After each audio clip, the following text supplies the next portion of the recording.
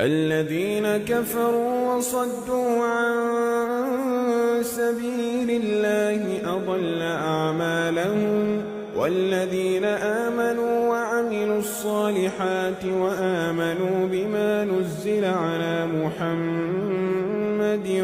وهو الحق من ربهم كفر عنهم سيئاتهم وأصلح بالهم ذلك بأن الذين كفروا اتبعوا الباطل وأن الذين آمنوا اتبعوا الحق من ربهم كذلك يضرب الله للناس أمثالهم فإذا لقيتم الذين كفروا فضرب الرقاب